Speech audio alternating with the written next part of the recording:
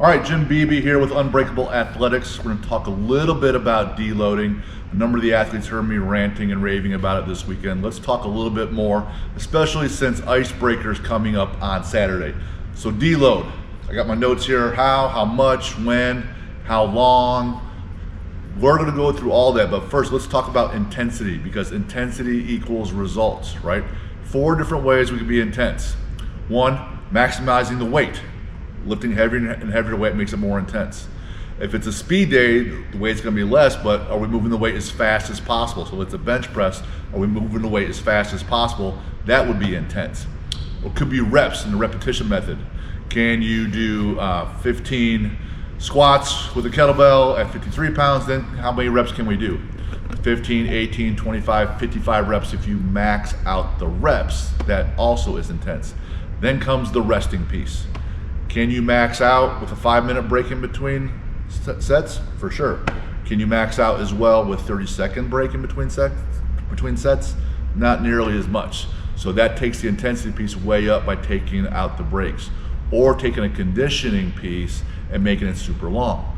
A 3-minute Grace WOD versus a 45-minute Murph WOD. The intensity is way higher there. As you're training, as you're peaking, you're coming up into an event, how and when do you need to deload? Well, typically we deload almost every other day, 2 or 3 days a week. We're not going to have you do your legs 7, 14, 21 days in a row. We're not going to have you press that many days in a row. 2, 3, 4 days in a row, that's already a lot. So you're already kind of deloading some by taking some parts of the body out from day to day. If you're doing Jim Wendler's 5-3-1 program, which is intense, 3 weeks out of the month are pretty hard as volume increases. The 4th week every month is a deload. If you never deload, a good rule of thumb is about once a quarter, every 13th week. Take time off. How much time? Most, if not all, the week. Do something different. Do yoga, do Pilates, go for a run, do whatever you want. Keep moving, but don't do much at all intensity-wise. Now, this last piece, Icebreaker's coming up Saturday. Most people are preparing for it, and when they talk to me about deloading, my phrase is always the same: bored and unfulfilled. When you train this week, you should be bored and unfulfilled. 0 intensity. I would have started ratcheting down last week about 60 to 80% intensity. Reps, weight, duration. This week, 50% max intensity. Reps, weight, duration, time, speed, all of it should be way, way down. Don't go off how you feel. You must be stronger than how you feel. If I went off how I felt, I'd be eating all the burgers, drinking all the beer. That's what I love to do. Can't do it all the time. Go off what you know, not what you think, not what you feel. What do you know? So you should be trying out deloads in the past and seeing how you respond. What works best for you?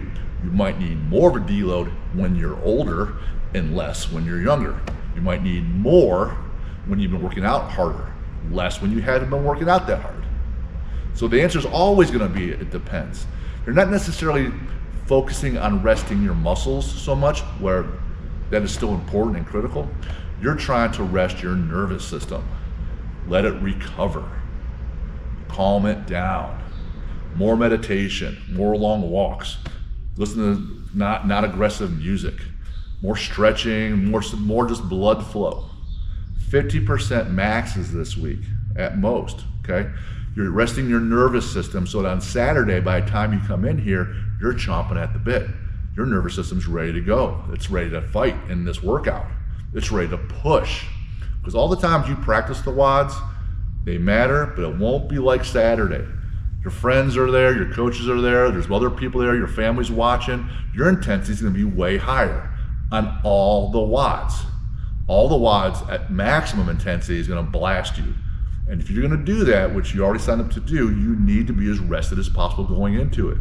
So the last few days, going for walks, doing some yoga, and just stretching, plenty of blood flow, that's about it. You're going to be maximizing your nutrition and calming your body down.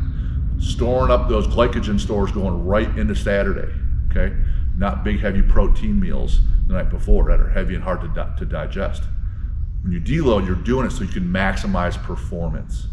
You're not deloading just because it's fun. You're trying to maximize performance, which is why you train.